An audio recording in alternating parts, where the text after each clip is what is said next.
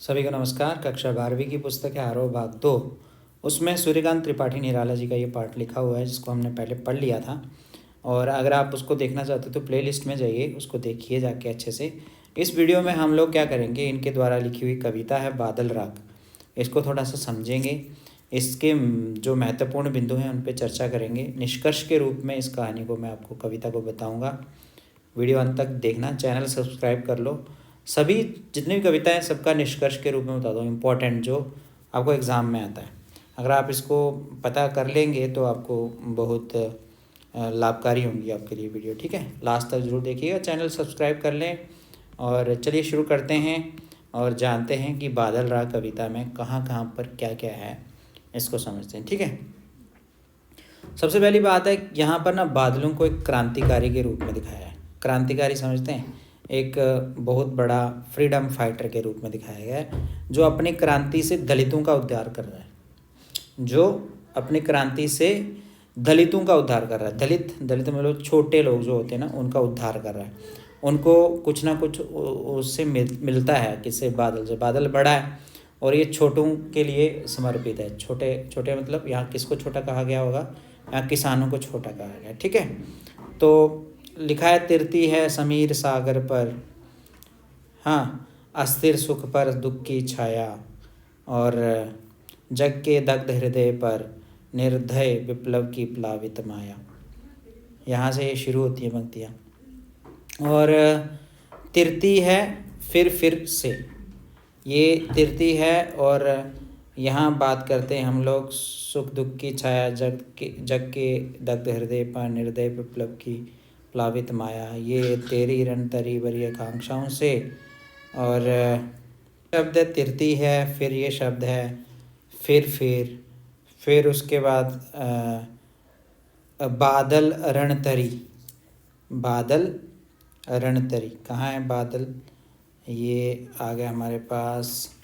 बार बार गर्जन वर्षण है मूसलाधार, हृदय थाम लेता संसार, सुन सुन घोर वज्र हुंकार, अशनी पात से शापित उन्नत शत शत वीर, क्षत विक्षत हत अचल शरीर, गगन स्पर्शी स्पर्धाधीर, हंसते हैं छोटे पौधे लघुवार, शस्य पार हिल हिल खिल खिल।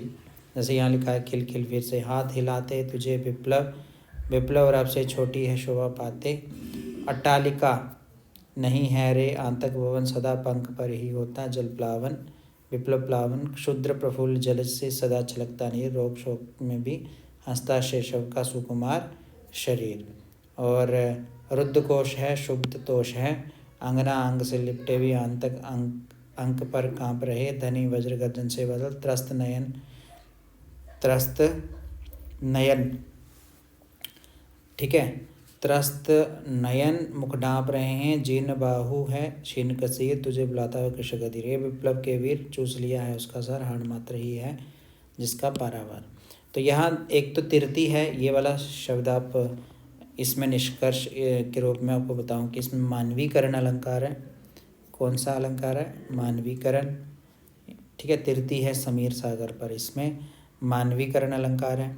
और उसके बाद ये जो फिर शब्द है, इसमें तिरती है से लेके फिर इन शब्दों में ये फिर है, पुनरुक्ति प्रकाश अलंकार है यहाँ पर। ठीक है, एक तो आपको पता होना चाहिए पुनरुक्ति प्रकाश अलंकार है। फिर उसके बाद शब्द आया था यहाँ पर रणतरी। कौन सा शब्द है? रणतरी। रणतरी समझते हैं? रणतरी, तरी कहते हैं तैरने वाली। और जो पानी के बीच में तैरने वाली एक नौका रहती है जो युद्ध के लिए प्रयोग होती है, उसको कहते हैं रणतरी। और रणबेरी बजाते हुए, रणतरी और रणबेरी बजाते हुए, ये दो शब्द हैं, रणतरी और रणबेरी। रणतरी रणबेरी है ना, इनमें भी कौन सा अलंकार है? मानवीकरण अलंकार है। ये आपने याद रखना, मानवीकरण अलंकार। यहाँ पर भी मनुष्य की तरह उसको दिखाया गया है, रणतरी रणबेरी। और उसके बाद अंकुर सिर उठाकर चल रहे हैं। देखो अंकुर जो हैं, छोटे छोटे अंकुर, वो क्या कर रहे हैं? सिर उठा करके चल रहे हैं। अंकुर सुप्त अंकुर है ना, ये सुप्त अंकुर। उर्मे पृथ्वी के आशाओं के नव जीवन का ऊंचा कर सिर। तो ये जो अंकुर हैं ये सिर उठा के चलते हुए दिखाई दे रहे हैं, तो इसलिए यहाँ पर भी मानवीकरण अलंकार है। कौन सा अलंकार है? मानवीकरण। अंकुर को यहाँ पर मनुष्य की तरह दिखाया गया है। और अंकुर बादलों को ताक भी रहे हैं। अंकुर क्या कर रहे हैं? बादलों को ताक भी रहे हैं, ताक रहे हैं। ये जो सुप्त अंकुर हैं ये बादलों को ताक रहे हैं। लिखा ना, ये विप्लव के बादल। सुप्त अंकुर उर्मे पृथ्वी के आशाओं से नवजीवन की ऊंचा कर सर ताक रहे हैं विप्लव के बादल। तो ये जो ताक रहे हैं इसमें क्या है? एक बिंब बन रहा है। कौन सा बिंब बन रहा है? दृश्य बिंब। देख रहे हैं ना, तो दृश्य बिंब बन रहा है यहाँ पर। तो यहाँ पर आपने ये याद रखना है कि यहाँ कौन सा बिंब है। अगर आपसे पूछा जाए एग्जाम में तो दृश्य बिंब है। और उसके बाद आपको मैं बता दूँ, लिखा है शोभा पाते। क्या लिखा है? शोभा पाते। कहाँ से लेके कहाँ तक शोभा पाते, ये देखते हैं अभी हम। तो बात करते हैं हम लोग इसके बाद कि फिर बार बार गर्जन बर्षण है मुसलधार हृदय थाम लेता संसार सुनसन गौर वज्र ओंकार अशनीपात से शापित उन्नत क्षतवीर क्षत विक्षत हत अचल शरीर गगन स्पर्शी स्पर्धाधीर हंसते हैं छोटे पदे लघुवार। अब शस्य अपार हिल हिल खिल खिल हाथ हिलाते तुझे बुलाते विप्लव रब से छोटे ही हैं शोभा पाते। तो यहाँ आप अगर देखेंगे यहाँ तक फिर से लेके यहाँ तक शोभा पाते तक, इन सब पंक्तियों में ना एक रस आपको दिखाई दे रहा होगा। वो कौन सा रस है? पहले इन पंक्तियों के अर्थ को अगर समझेंगे तो आपको लगेगा यहाँ बादलों की ताकत दिखाई दी है। वो जितना बड़ा हो उसे उतना कष्ट देते हैं, और छोटे क्या होते हैं उससे लाभान्वित होते हैं। जो जितना बड़ा हो ना, जितनी बड़ी ज़्यादा बिल्डिंग होती हैं उनको बारिश होने से, क्लाउड्स के गिरने से उनके ऊपर उतना ही ज़्यादा नुकसान होता है। जितना बड़ी पहाड़ी होगी उसके ऊपर ज़्यादा बड़े वाले बादल फटेंगे तो उसको उतना ज़्यादा नुकसान होगा।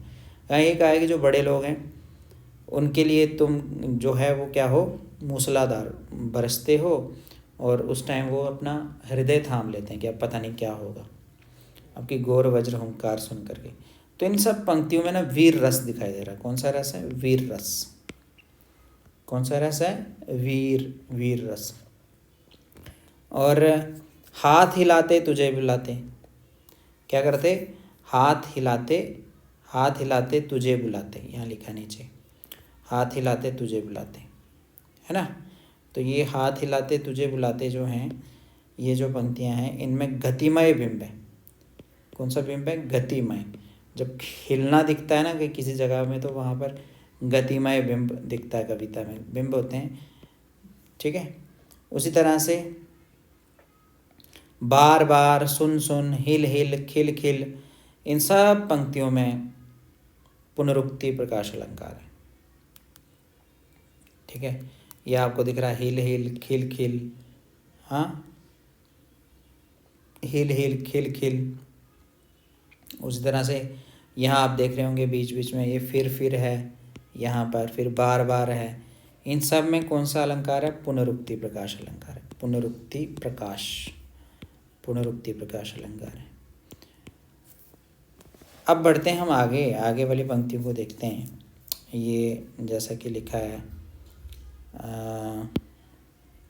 अट्टालिका नहीं है रे आंतक भवन, सदा पंख पर ही होता प्लवन, जल विप्लव प्लावन, क्षुद्र प्रफुल्ल जल से सदा छलकता नीर, रोग शोक में भी हंसता है शैशव का सुकुमार शरीर। तो अगर हम बात करें यहाँ तक, इन पंक्तियों में बड़े आदमी हमेशा आतंकित रहते हैं, और जो छोटे हैं उनको किसी का तो डर ही नहीं रहता, बड़े ही आतंकित रहते हैं, बड़ों को ही डर लगा रहता है। तो अट्टालिका नहीं है रे आंतक भवन है। अट्टालिका नहीं है, ये क्या है? आंतक भवन है। तो इसमें कौन सा अलंकार है? अपहनुति अलंकार है। कौन सा अलंकार है? अपहनुति। और उसी तरह से अनुस्वार व स्वर मैत्री है, सब जगह आप देख रहे होंगे। स्वर मैत्री मतलब स्वर, आपको स्वरों की मित्रता सी दिखेगी। कहाँ कहाँ पर दिखेगी? पंख पर जल विप्लव प्लावन, ये लिखा है पंख पर, और फिर विप्लव प्लावन, यहाँ स्वर मैत्री दिख रही है आपको। अनुप्रास भी है इनमें, है ना, मतलब तुक ऐसे मिलता हुआ पाया जा रहा है। पंख पर विप्लव प्लावन बोलने से ही आपको कुछ स्वरों की मित्रता से झलकेगी। उस तरह से सुकुमार शरीर, सुकुमार शरीर, है ना, और अंगना, अंगना अंग, क्या है? अंगना अंग। उसी तरह से अंगना अंग है, साथ में आंतक अंक है, आंतक अंक, अंगना अंग, अंगना अंग, आंतक अंक, इन सब में अनुप्रास अलंकार है और स्वरों की मैत्री यहाँ पर आपको दिखेगी। तो सूर्यकांत त्रिपाठी निराला जी ने ये पूरा जो पाठ है वो लिखा हुआ है, ये तो आपको पता ही होगा। अब बात करते हैं हम आगे। रुद्रकोश है, शुद्ध रुद्रकोश से लेकर के यहाँ अंत पंक्तियों तक मैं आपको बता दूं कि इन पंक्तियों में जो समृद्ध लोग होते हैं ना, समृद्ध लोगों ने कोश को बंद कर दिया है। यहाँ कवि का ये कहता है कि जो बड़े लोग हैं उन्होंने खजाने को बंद कर दिया है, और निर्धन गरीब किसान जो जीर्णशीर्ण है वो अधीर होकर के ए जीवन के पारावार करके किसको बुला रहे हैं? बादलों को बुला रहे हैं, जो गरीब लोग हैं। निर्धन लोगों ने ना ब्लॉक कर रखा है सारे खजाने को, तो ये बादलों आओ और उस खजाने को आप खोल दो। तो इस तरह से ये कविता का निष्कर्ष है, जो एग्ज़ाम के पर्पज़ से मैंने आपको मेनली बताया है। रिवीजन के आपके लिए हिसाब से ये बहुत इंपॉर्टेंट वीडियो हुई होगी। चैनल को सब्सक्राइब करें, और इसी तरह से निष्कर्ष के रूप में और भी बहुत सारी वीडियोस लेके आ रहा हूँ आपके लिए, सभी पाठों की। आप उन्हें भी ज़रूर देखें। धन्यवाद।